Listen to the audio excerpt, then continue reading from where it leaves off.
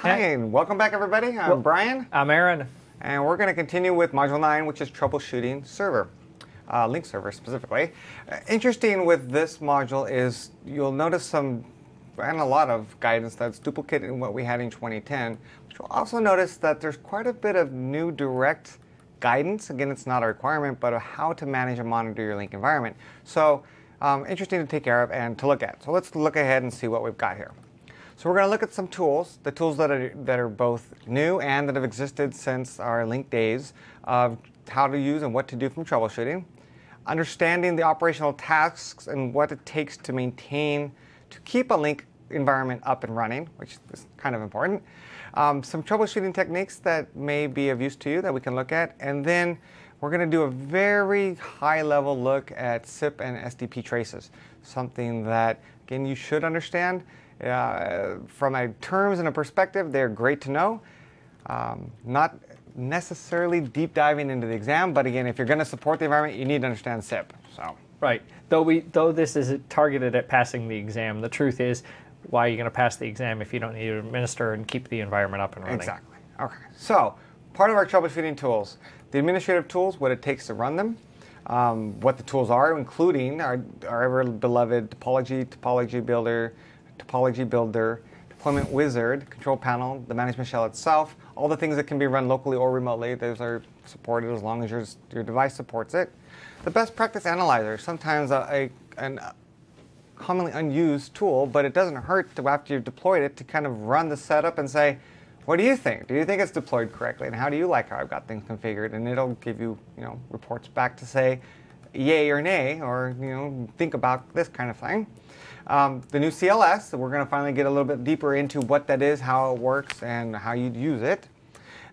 Network Monitor itself, Netmon or a tool like it, is extremely helpful because we're doing a network level stuff. Very.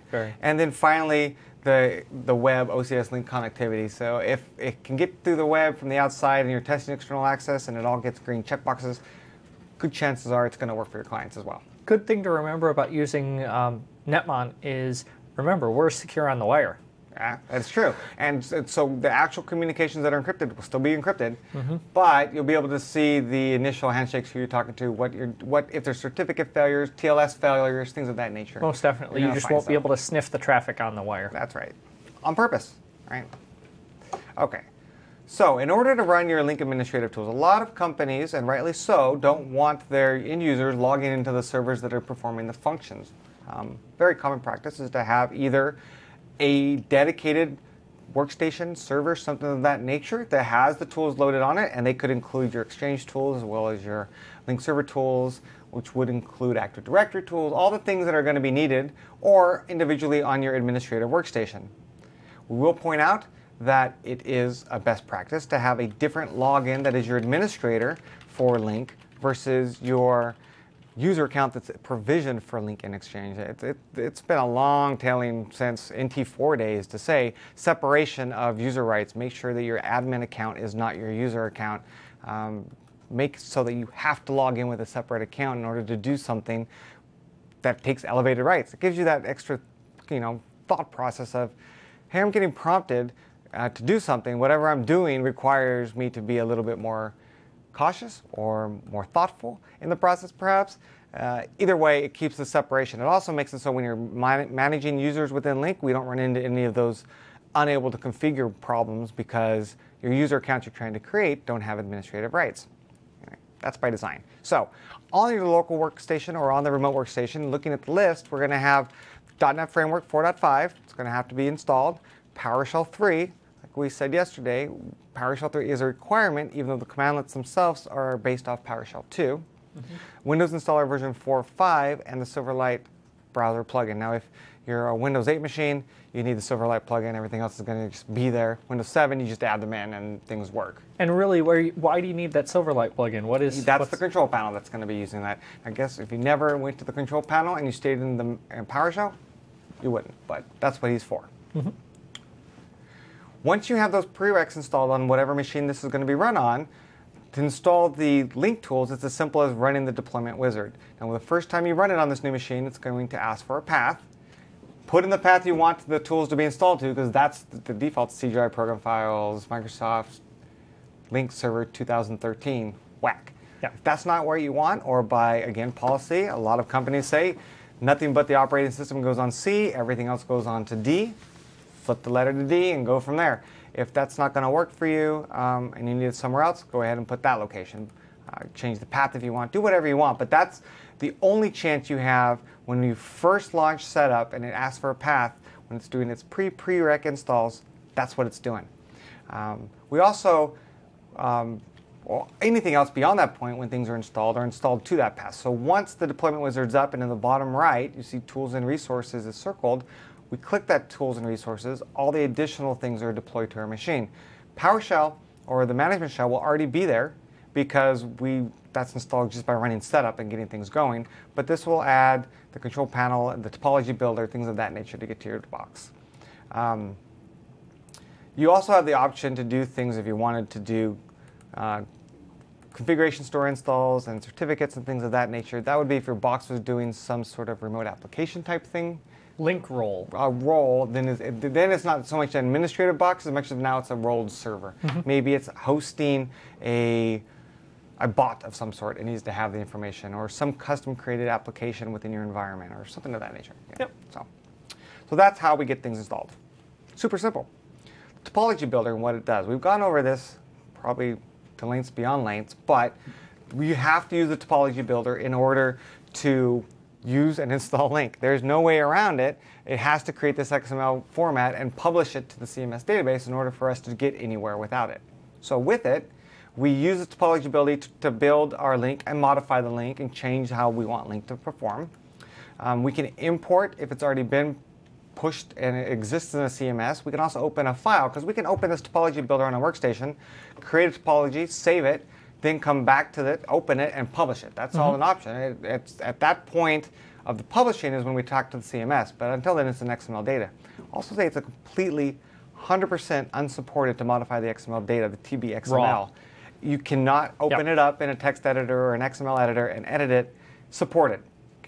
You can do whatever you want, but it won't be supported. And bad things happen if there's typos and spaces and things are off. So that's the reason for it. In fact, it won't publish. Right. It'll open to have problems. Right. The long and short of it is, if you modify that when you go into the topology builder, it won't probably publish. We also have the option to export, just as we do to import. So if we open the topology builder and we import the data, once it's open, we can then save the data back off, and now we have our current version. That can be a way to snapshot or save an environment. Maybe if we're in a POC and we want to move the exact environment to a new environment, we can extract what's there and put it into the new. Publishing, and obviously anytime we make a change to the topology, we publish it back out. And then if we're going to tie the topology to a previous version, and that would be something like an OCS environment, that we need to strap Lync to the OCS world, we need the legacy integration, and that's can be done through Topology Builder as well. The control panel, what do we use it for? Well, majority of things, if you're a general user and an administrator, and that's going to be the graphical interface representation of the management shell, giving you the majority of functions and features. So the control panel is where we manage our users. We can start and stop services on our servers remotely, configure voice, configure the network, and that would be for call it mission control, for anything that we need to configure, persistent chat like we just saw, or archiving and monitoring, turning features, and our policies on and off.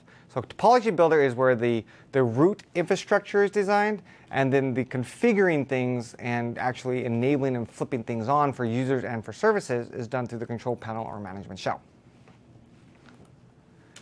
The control panel itself is, again, not really any different than we had in the 2010 world. There's just a couple more options that show up. It's got some new tabs. But other than that, if you're familiar with 2010, which we expect all of you to be, because we stated that was a prereq to be here and listen to us these fabulous 2 days, if you've used 2010, then this is nothing new. It's still the same interface. It's still Big Fish under the code. It's still Silverlight. It's the same as it always was. Things haven't been changed. Things have only been added. So if they were there before, that's where they still are.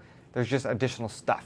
So, and again, your persistent chat is going to be an actual new tab. Under voice routing, you're going to have additional features on the trunks because we do the inner routing on those trunks. You're going to have the ability to see what you saw before and do what you did before. Mobility for the clients is now more exposed as it was with CU4? I forget now, in 2010. CU5, CU4 and 5. But it's still there here too, so it's all the same. So the control panel is nothing new, and unfortunately, the users, the voice routing, the conferencing, federation, it is what it is. It's how it was before, it is what it is now. So don't get hung up on the control panel, I guess would be the point here. Management shell, like the control panel, still exists and still used for things. As a generality, people state you use for bulk, massive changes, reading in CSVs, doing massive changes to the environment or to users. That's where you're going to want to do the Lync management shell, because PowerShell has the advantage and the ability to do a scripted change. In addition, there's some things like we mentioned that are only available through PowerShell.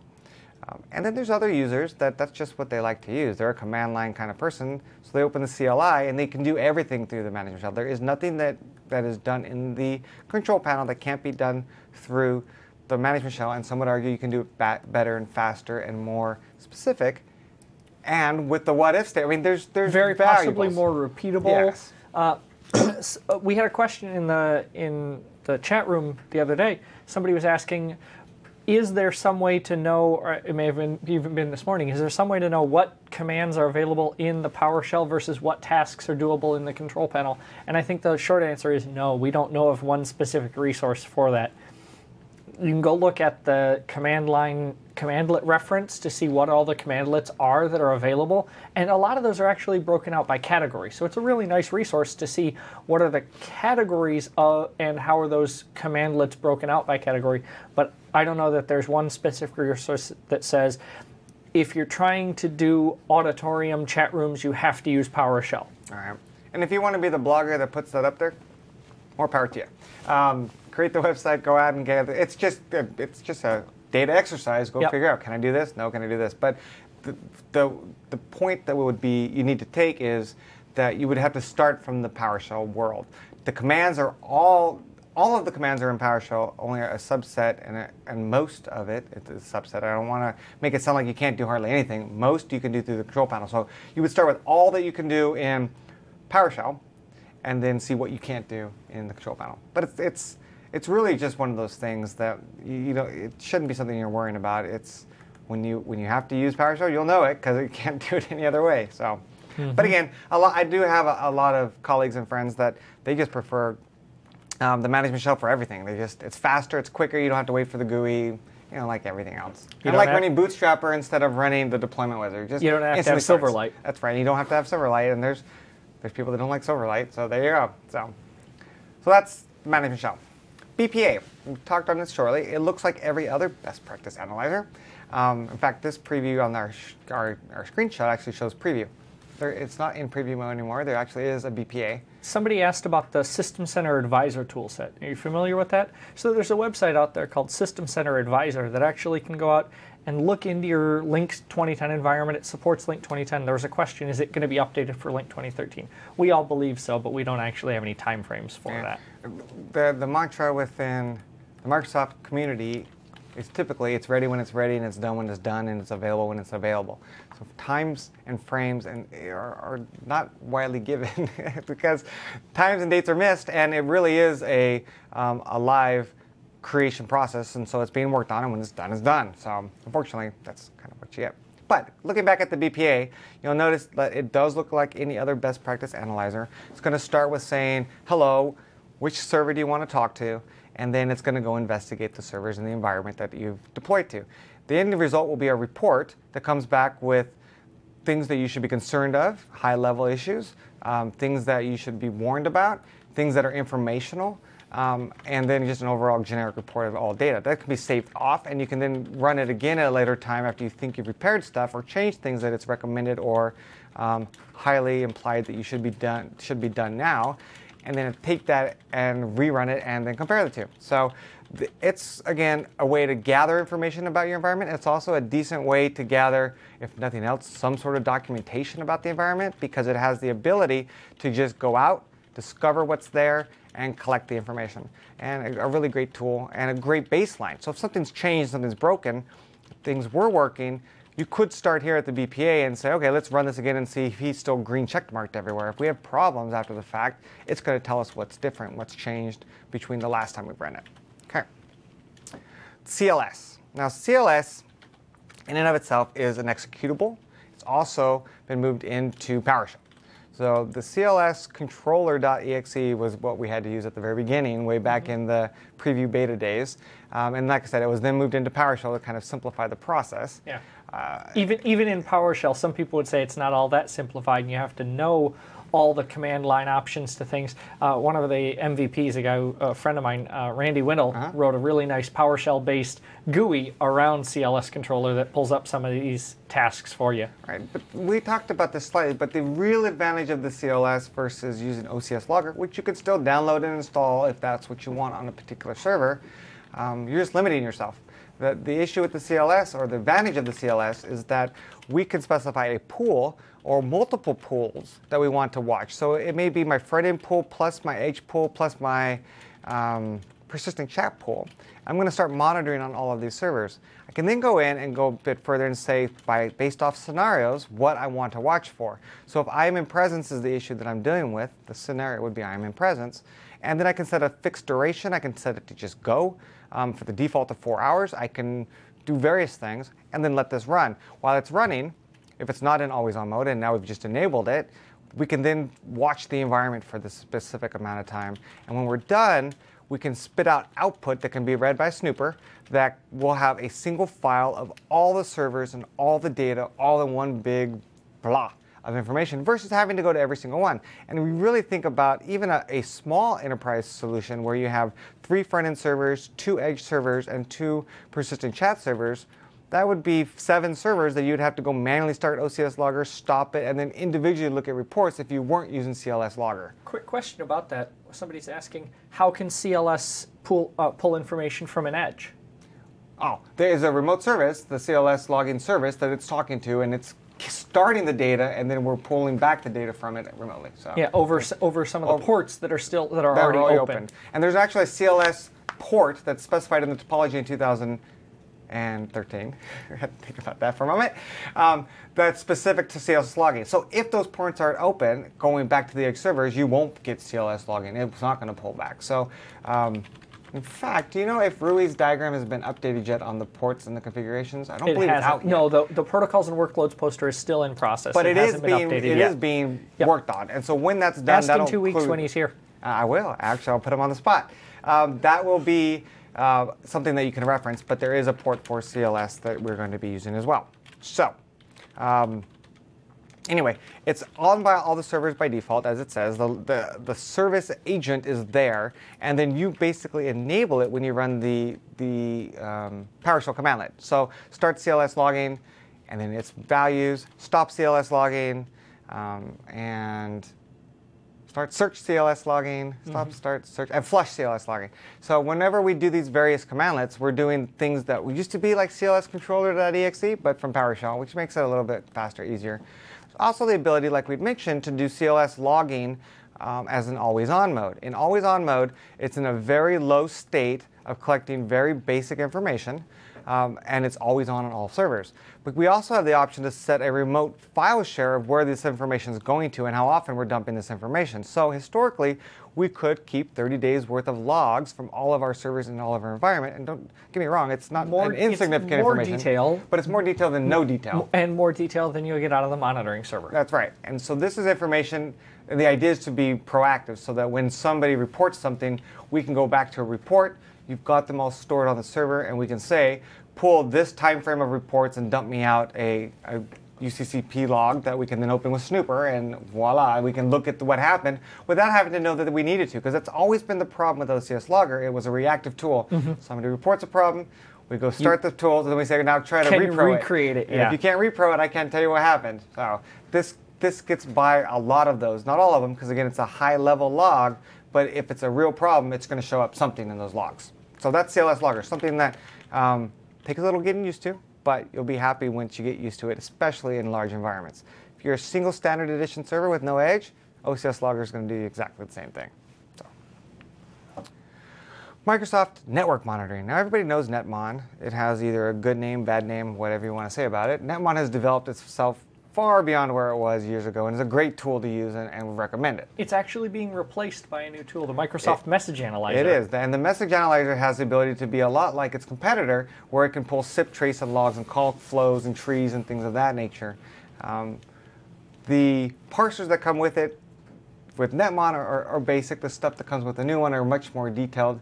It is a night and day difference in look of the app. You'll have to get used to the new look and feel. Most definitely. But the new tools are being developed, and of course they're free. And there's things that you'd want to look at when you're looking at things at a network layer. So layer 2 things or 3 things aren't working like you'd expect them to work. Are you even getting communication? You know, one of the greatest tools is to say, somebody from the edge is saying they're not communicating in. You're checking your CLS logs, and you don't see anything in there. So you throw up a Netmon tool or some other type of tool to watch the network and say, is anybody even getting to my box? If not, well, then maybe it's a networking problem way beyond. Maybe it's a firewall somewhere. That's right. It's not even getting in. So we had a quick question. What's the difference between Lync 2010 Snooper and Lync 2013 Snooper?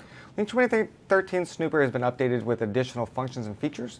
It has the ladder diagram. It has the ladders. It has the queries, the next. But you can use the old version to read new, sort of. And there are features, in fact, that they removed out of the 2013 version. Some of the reports that you could run in the 2010 version don't exist in the 2013 version right now. Right. So it's a new and updated version. It's faster, in theory, in reading things. And I don't have actual numbers to say it's 5% faster, 20% faster. Overall, it feels faster. It's supposed to be faster, so I'm going to say it is faster, but that's my impression. And things, again, are constantly being worked on. So make sure you do have the latest tools and whatnot from Microsoft and download them, because as they get updated, those tools get updates to them just as well. So is that it? And the questions? Yeah, that's all so far. Rui's been telling everybody on the chat that he's updating it right now. Yes, CLS is in the poster, and he's telling people that they'll be the first ones to download it. There you go. Up and coming live. Okay, the OCS Lync remote connectivity. So this started back when with the Exchange remote connectivity tool, and has moved into the test OCS connectivity as well. And it's been constantly updated and improving over the years, but what it does is it allows you to set a scenario such as auto-discover my client. So if I was a remote person, I would need to do an SRV lookup. It's going to validate the certificate, and then it's going to attempt to log in with the credentials you've provided. Assuming that it can, then you know that in theory, you should be able to get in from the outside with a Lync client. All of this is just testing automation from a external web server perspective, giving information you've given it, such as your SIP name, your URI, and a password, and letting things go. You also have an option, which is an interesting option, to check to say ignore certificate warnings, just let it go anyway. And that way, if the certificate's what's failing you, and you want to see, well, if my certificate is the only real issue I have, and I ignore it, does it still work? That's also good for places that have private certs that don't plan on having internal certs for whatever business case or reason that they think they have. We do have a quick question about CLS. Can you have concurrent sessions logging CLS at the same time? That is, when if I start CLS logging and I'm a Lync administrator in the Americas, can you start Lync logging as a Lync administrator in Europe on a different pool, a different edge environment? Okay. Or when I start logging in the Americas, is it going to lock out CLS logging across the environment? So two things actually that come up at that point. One good one being the scoping. CLS logging has the ability to scope down so that you can only run logging on servers that you've been assigned or pools you've been assigned to. So if you have a North America's group and you have a EMEA group, EMEA can only search their servers versus North America. However, the CLS logging agent can only be accessed by one thing, but that's per server. Well, actually, yeah, it's per physical server, because I don't have to actually, if I know what server is having the problem, I can query my server direct or my CLS login specifically to a specific server. If I don't know and it's a member of a pool, I would start that logging on the entire pool. once that agent's in communication with me, I've locked that agent for its communication. It's gathering data. But that wouldn't prevent someone from EMEA from starting it on their pool, or someone in APAC from starting it on their pool. They're all independent. But if I am in a CLS logging session and I haven't scoped it that way, I may be logging across every server in my environment, and then I have effectively locked CLS to me. Right, to that session that's running. Yep. Again, by default, that's 4 hours. Good news is, if that happens, the data is being collected. You just need to find out who's doing the login and go get the data from them. Right, they may have the data you need. Exactly. So, okay, so that's the OCS remote connectivity tool. That's CLS logging. Those are our troubleshooting tools and things that we're using in general. Now we get into a little bit of the operational tasks. And again, I find this an interesting session because I don't know of any time prior in the UC world of Lync, OCS, LCS, where Microsoft has come down as explicitly as they have here with suggested daily, weekly, and monthly tasks on managing and operating and maintaining your environment. So when you think of operating tasks, you're managing what? Operations means day-to-day working with the servers and the environment and doing things to it, whether it's enabling users, disabling users, adding different values and rights and policies to users, making changes to the topology, something that shouldn't typically happen that often, but can. Managing persistent chat, so we're creating new scopes that we need to do, and we need to say this new category has come up and we need it to be provisioned off. That's going to have to be done. Right? Managing archiving and changing who is and who isn't archived persistently, and the DRHA backup service, and more of managing is knowing, is it working, are things working the way you'd expect them to be. So there's a lot of different operational tasks that can happen. When we break those down into daily, weekly, and monthly, we look at a lot of different tasks that could be considered a daily task. Now, there are tools that do a lot of this, System Center Operations Manager being one of them, that's running through these various tasks and looking to say what should and shouldn't be tested to validate things are up. Or you've got Bob back in the server room that are running through these tasks. If we look at these tasks, there's stuff like looking at the physical environment. Is everything secure? Is everything dry? Do we have any water problems in the environment? Is AC and the power and things of that nature? I mean, we can get very basic, because if we don't have power or AC is broken and things are about to overheat, you don't have Lync, right? So I mean, you probably have a lot of other issues as well, but Lync being one of them, and so something that should be considered. Most definitely, and if Lync is really a core piece of your infrastructure and a core piece of the way people communicate, it may be one of those things where when Exchange goes down, people want to be able to jump into a Lync chat room or use Lync as their phone system. If that's the case, you need to be assured, and you need to know that thing's going to be up. Right, and while these may not be a single person that's doing these tasks, don't get me wrong, you could have an operations group that's managing your data center, and it's the data center folks doing their checks. These are simply tasks, suggestions, recommendations that can be implemented or taken whatever way you want to take them. But they're things to at least think about that if you hadn't thought about, oh yeah, I guess that's important, some things to think about. So the next one being backup. That's not something that necessarily is something we don't think about, but backups are important from a DR perspective and from user information, and perhaps even from a compliance perspective.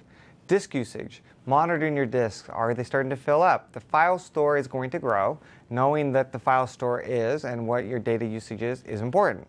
Your event viewers, are we getting flags? Are we getting actual red flags for the last 24 hours or events that are happening? I mean, the event viewer, from the Lync team's perspective, or development perspective, is one of, I think, the greatest things in the world. You go to the Lync logs in the event viewer, and they not only tell you what the error is, they tell you how to fix the error. I mean, they are explicitly just telling you great amounts of information, much better than a lot of other products. And so don't discount starting with just things aren't working. What's in the event logs? What is it saying? Perfmons.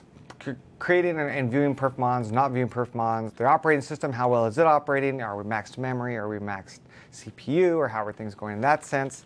From the network perspective, not only for the server itself, but holistically, the entire network, how are things running? Do we have any bottlenecks between our WAN links? Are we getting congested because we've just implemented video chat, and now our link between North America and APAC is 100% saturated? Is that the cause? Things of that nature to look at. making sure replication's happening from a CMS perspective. Very simple command, get-cs central management store replication status. Find out if things are happening. You could also check the control panel and look at your topology there and see if things are replicating. But again, there's various ways to just check, are things functioning as you would expect them to be functioning, and then run synthetic transactions. If you look at 90, if not 95% of all the things within this list, being the monitoring, the checking the server values and event logs and perfmons and how things are running, again, SCOM does that. That's exactly what he's designed to do, is just take that. Now, is there water in the room? You could actually get environmental monitors. You can get environmental and monitors. you can plug those into SCOM, and it could tell you that as well. Yep. So there are ways to automate a lot of this stuff. Just keep in mind that something has to do it, whether it's a person or whether it's a system. Weekly, we get a little bit better. Weekly's not as bad as going to your daily, where you're having to do so many little itty-bitty tasks repetitively over and over and over. Weekly, we want to just make sure things like archive events, are things archiving the way they were expecting them to be? Are there new security updates, which really could be a monthly thing, but as long as you know when things are being updated and checking blogs and the UC blogs and things of that nature to know, are there new security patches and concerns we should be concerned about? Certificates, are they expiring? Great thing to know. If you're going to expire in 30 days, it'd be nice to know in 30 days and not when they expire.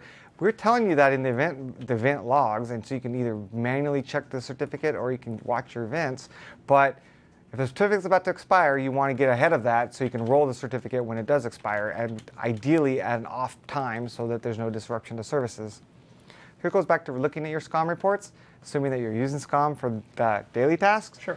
You want to, so you're gathering the data. That's great. You're setting up alerts. That's great. Well, now let's look at the data as well. Let's watch trending. Let's see what's happening in the environment. Are we getting a certain network congestion? Maybe it's only a blip for 30 minutes a day, but it's at the same time every day, Monday through Friday. Okay, maybe something needs to be addressed in the environment that's causing these issues. And being proactive, which is really the goal of all of these daily, weekly, and monthly tasks, is to try to get ahead of any problems prior to them becoming actual problems, or issues, because we don't like to say problems, we say issues.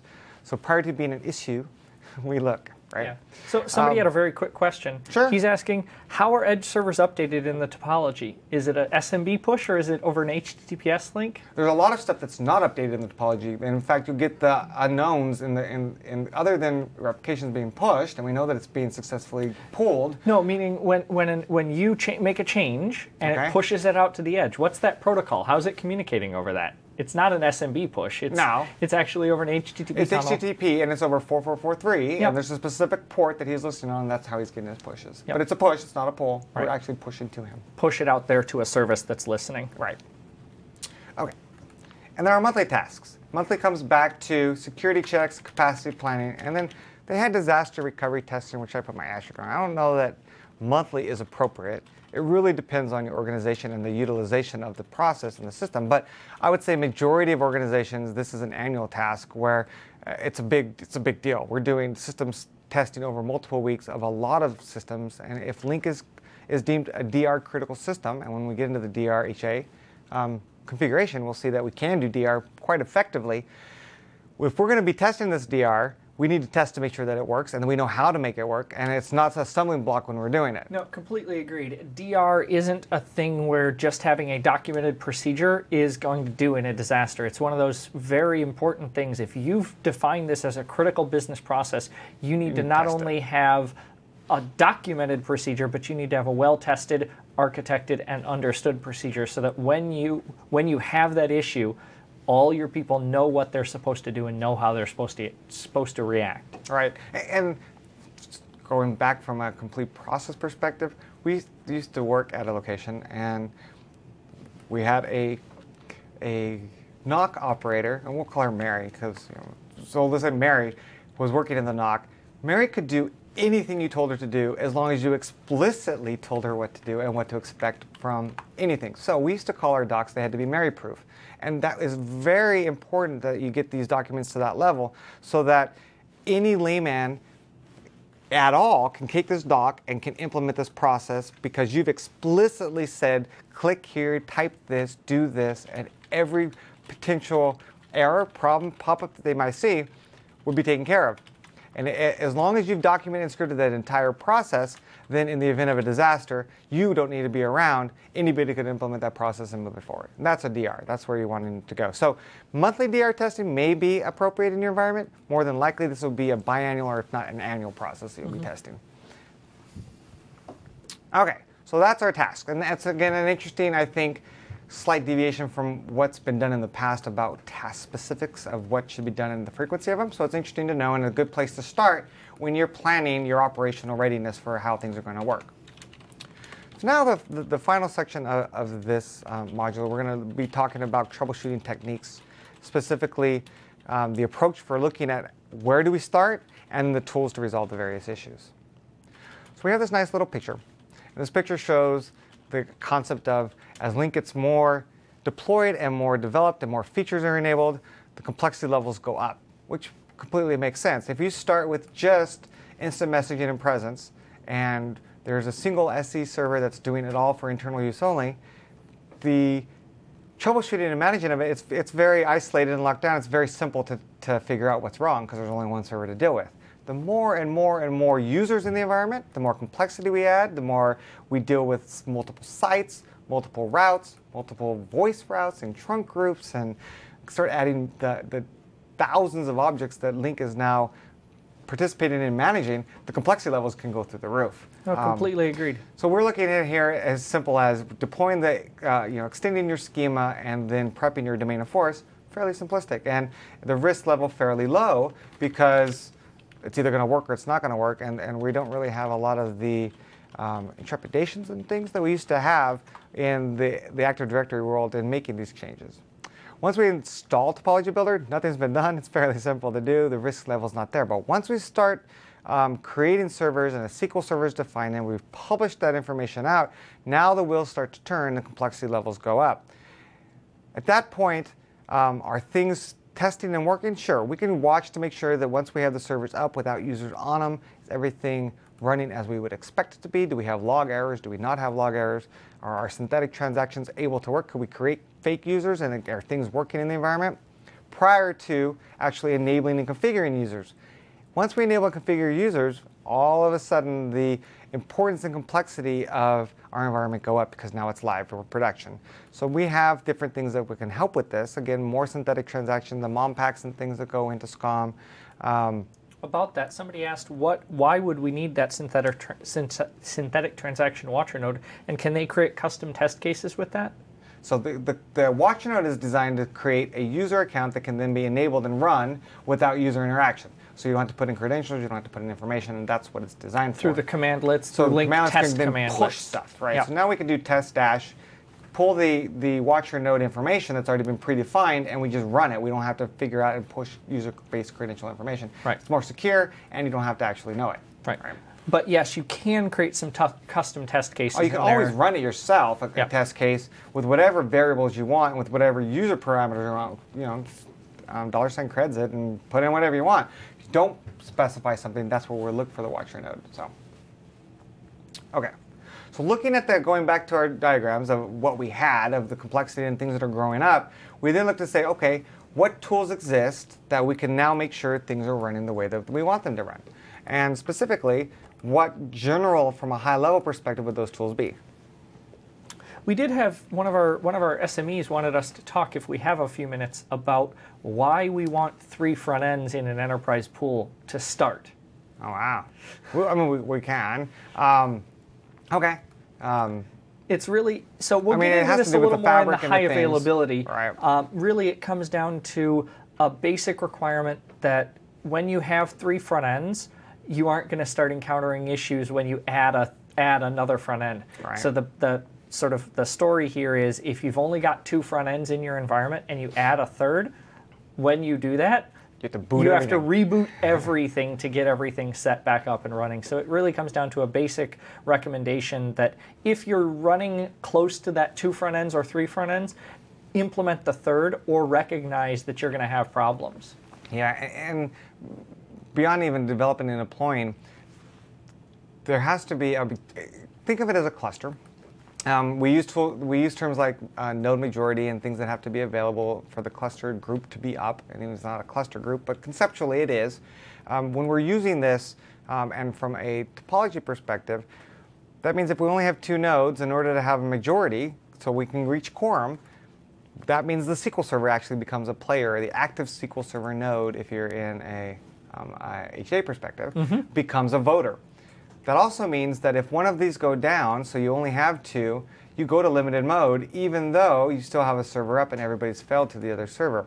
When you have 3 servers, you can lose your SQL Server and not go into limited mode immediately, and things stay up because we have local copies of things. I mean, the whole experience of the end user changes when we have the recommendation of the minimum of 3 servers. Also, from an expansion perspective, we don't have an outage. You're going to have an outage if you have 1 or 2, and you're going to build onto that. And when you publish the topology, it'll tell you so. Hey, FYI, as part of this process, you're bouncing everything, and one at a time to allow them to come back up and figure out what's going on, because we have these additional node requirements. So, but yeah, I guess HA is part of that. The fabric doesn't really get touched on, I think, at all within this test. Not it in the is exam. a deep level concept. You need to know it's there. You need to know we're relying on the fabric, Windows Fabric. It's a prereq in order to get this to run. It's a Windows component. It's not a Lync component. And it's what allows users to be listed and allocated on the various front ends automatically and kind of shuffled as required. Right, and there is one thing to mention, which is we have a specific architecture in Microsoft Consulting Services called our product line architecture, which is sort of our best practice, best guess to get you a most reliable, guaranteed uptime deployment, and we call that the PLA. In the PLA, it is in fact a requirement for us to deploy at least 3 front ends in an enterprise pool from the get-go. Yeah, interesting. Okay. So looking back to our tools, the tools that we look to resolve that, again, we talked about synthetic transactions. That is a PowerShell command that has test-cs blah, whatever that happens to be that you're testing. And that test can be configured so that it can just be run over and over and over by a scripted process, again, typically SCOM, or manually by you at a PowerShell command. You can run each one out by yourself. And it's used to just make sure things are working. Can IAMs go between different pools? Can calls be made internally, externally, whatever the case may be? The CLS, obviously, logging is, somebody was having a problem the other day with some normalization and how things were coming in from a PBX. My first response is, well, get a SIP trace log going. Let's get some logs, and that's going to tell us what's going on. Or at least it'll get us started into are we seeing what we expect to see inbound, and are we doing with what we expect to be doing to that number once it does come inbound. The event viewers, just, if you haven't looked at the Lync logs, start today. It's typically the place you just want to start when people are reporting problems with Lync. Just open up the event viewer, and if there's problems, Lync it'll be yelling red at you. So, Lync client logs, when it's down to a specific client that can't connect or a specific scenarioed client, it's a great way to start is to get their logs. That log will show what they logged into, what policies they pulled down, what they tried to attempt, and what the failure reason was. So if they were trying to make a call, it wasn't going to work, why? From the client's view, not from the server's view. And sometimes it's the client can't reach the destination, so you wouldn't even have a log on the server because it's not there when they're trying to log in, that kind of stuff. Snooper to view, and DB Analyze to view the various reports and databases. Lync Parser as part of your netmon, if you're going to be looking at the various Lync pieces. parsers. The Lync parsers themselves. SQL Server, if it's performing poorly, Lync, typically, just in general, it's going to be performing poorly. So knowing that SQL is up and performing well is an important stat. Yeah, and it's one of those things that I've encountered in some pretty large environments, which is when your SQL starts to go downhill and you start to get some performance problems in your SQL, things just start to spiral and snowball, and it can get really bad really quick. Yeah. So as soon as you have users saying, I tried to talk to Johnny showed green, as soon as I started to type, he went offline. And I noticed it happened for a lot of people because your presence updates aren't happening quick enough because and then SQL's backed up, conferences. and then I couldn't get into things, and because SQL has a queuing. Well, it does have a queue. It's not even a concept. It's a queue. And if things get backed up in that queue, things don't happen. So SQL has to be running well. So knowing that SQL is running. For conferencing and remote access, when we're looking at things, netmon, again, or any kind of network monitoring tool is awesome to know what's happening from a remote access perspective. Again, am I even getting to my edge server? Am I getting blocking a MRAS port? credentials? Yeah, Am are I getting things- those things? Right, because if the ports aren't open, the firewall team can say all they want, things are open. If they're not open, then this will show that I can't get things in. And one of the things that's not on here that's a really useful tool as you're deploying Lync that can be really helpful in this, there's a sysinternals tool called PS Ping that you can actually set up effectively as a server and a service on your edge server before you've deployed the Lync code. And then you can test connectivity between that and another front end right across the ports, the UDP ports, the TCP ports. Right, you basically set it's a listener and Yep. And then a ping. And a pinger that's going to it over UDP or TCP. And it can do some bandwidth checks between that across TCP. Right. We also list the monitoring server for conferencing, remote access. Again, there's no reason not to deploy monitoring server unless you really are doing only instant messaging. Really, that's really the only reason not to deploy it. And if you're only deploying instant messaging with Lync, you're missing the ball here. So the monitoring server role should always be enabled on any environment, and you just need to have the SQL backend to support that. And then, of course, we talked about the remote connectivity analyzer. From a voice perspective, the route helper. Now, the route helper is built into the control panel. They used to be an extra add-on we used to get back in the OCS days. But that double down arrow when you're on the routes to show what's going on and type in a number and just let it, does it give back what you expect? And that'll show you, again, normalization. Does it normalize like you would expect based off the dial plan and the voice policy? Does it then pick the route you would expect it to pick from a logic perspective? If it doesn't, then something's wrong with the way you configured your dial plans and your voice policies and routes. The CIFA util, the secondary extension feature activation, right? So there's no way for you to go out natively within a Lync environment and flip people's features on or off. So if I want them to be able to have call forwarding on and they don't have it on and they're not logged in, there's no way for me as an administrator to go flip it on, a supported way for me to go flip it on, short of using this tool. We did have a quick question from Jazzy. For the testing purposes, does the test have any preference or requirement about knowing two front ends or three front ends to achieve high availability in a pool? So when they test commandlets? No. Oh. In the test, in the 336 exam. Oh, yes, it does. Yes, you need to know basically, not down to the level of is high availability 2 or 3, but what happens if you only have 2 or if you have 3 and how things happen and stuff like that. So yeah, the test isn't going to say you need to have 3 to achieve true high availability. No. And because high availability is achieved with 2 for the majority of, well, for all functions, up to and equal to what 2010 had. How's that? It gets better with 3 and above. Okay.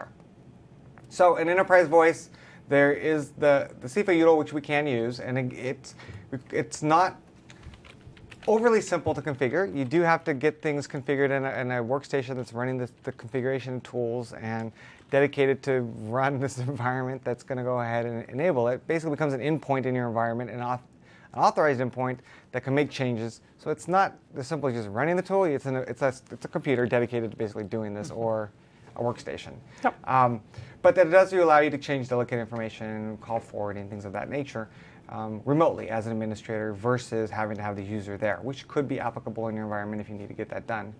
Then we go through a couple other things. Again, a lot of these things overlap each other, so Snooper's still going to be important. Event viewer for voice is going to be important. Synthetic transactions are going to be important once again, and logging. All the things that were important in basic instant messaging are just as important in enterprise voice because they're all the same tools.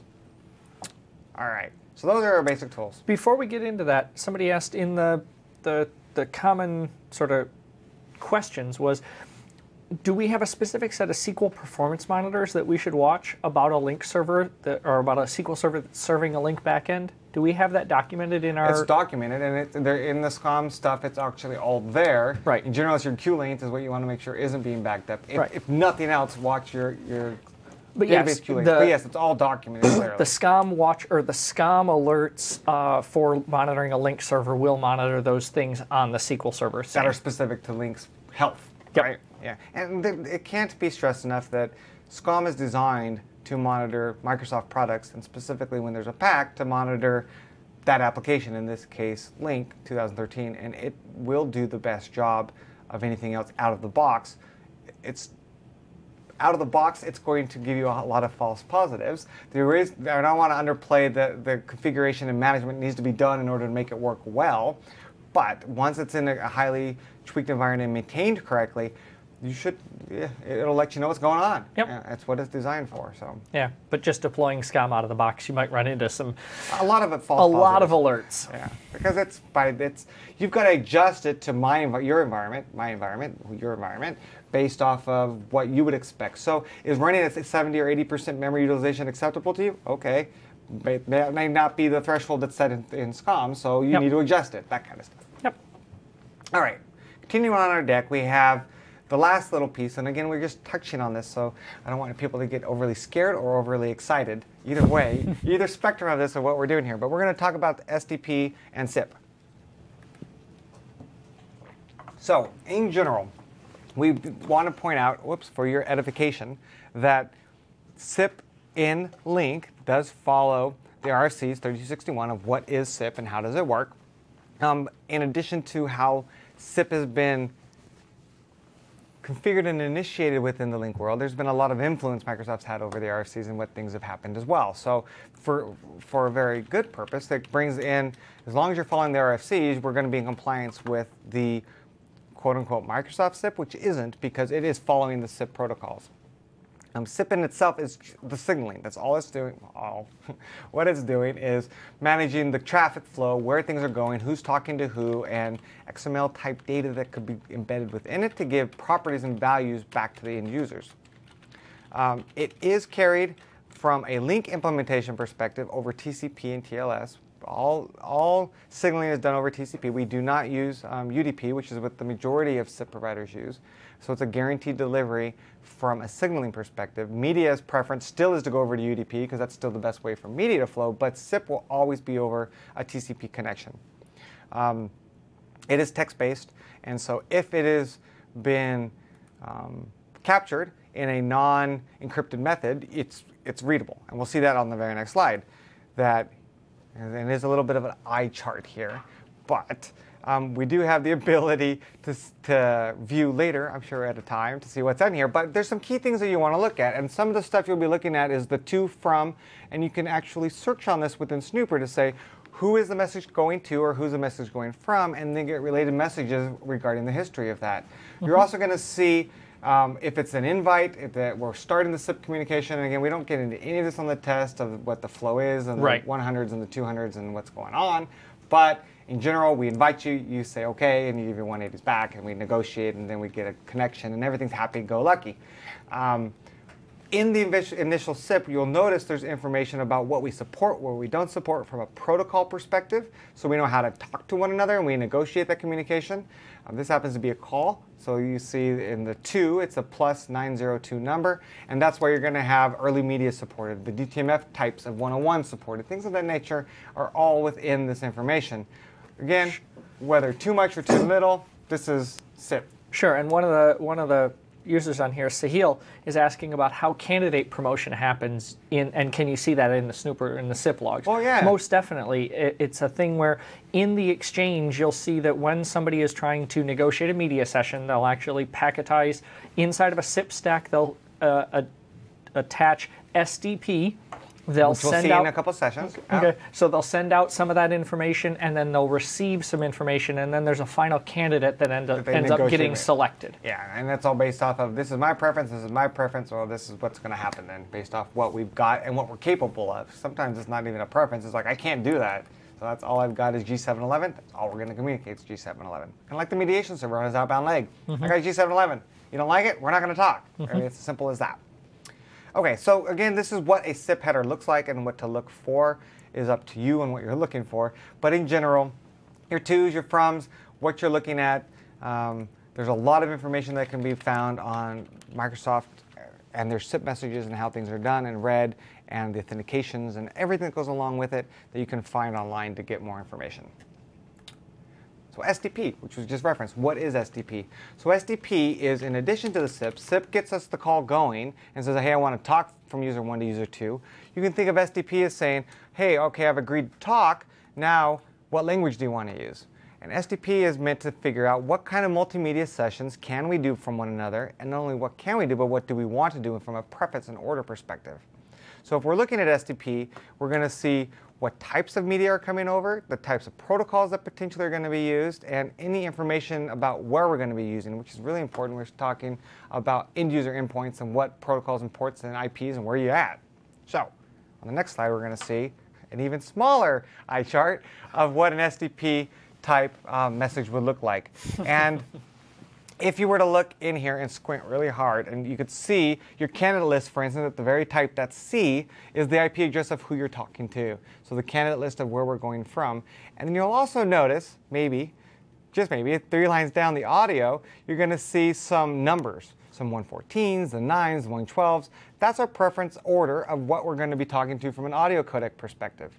If we go down a little further, we're going to see our audio codecs that are presented to us. For instance, I think that says 114 X Microsoft, right? So that's your RT audio, and that's 1600, so that's wideband, and that's our 114. And if we correlate that back to the top, you'll see it's first in the list. That's what our preference is. We want to talk RT audio wideband. If that's not going to work, then we go back down the list, and we go down the list. And again, there will be a candidate exchange. You're also going to see from an ICE negotiation perspective down at the bottom, your candidate list in general. These are the IPs I know you're at, these are the protocols I know you're at, and these are the ports I know you're at, and that's where the ICE exchange is going to happen, so as to figure out what's the best way to talk to you, the most efficient way to talk to the end user's endpoint, and over what protocol and port are we going to talk to.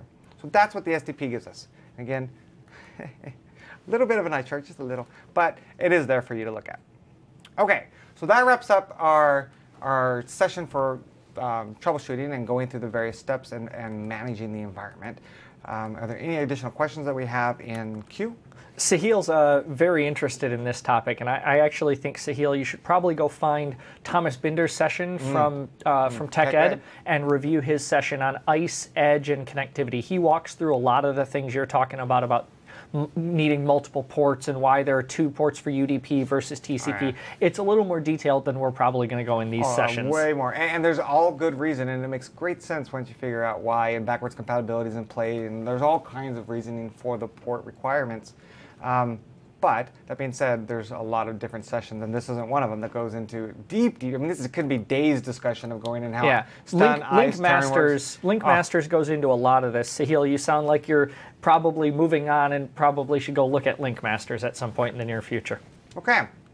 So then with that, we're going to take a meal break. So everybody can go fill their tummies. And if you want to meet back with us in an hour, we'd love to have you. And we'll see you then. We appreciate it. Thanks.